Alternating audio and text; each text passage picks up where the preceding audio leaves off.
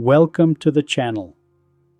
Finally, an autofocus lens on my Sony A7.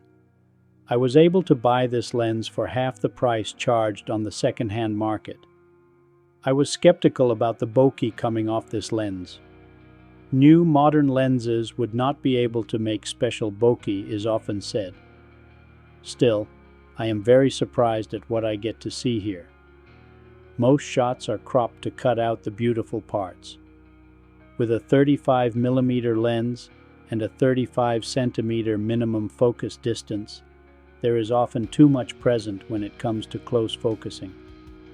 Razor-sharp results are very easy to achieve with autofocus.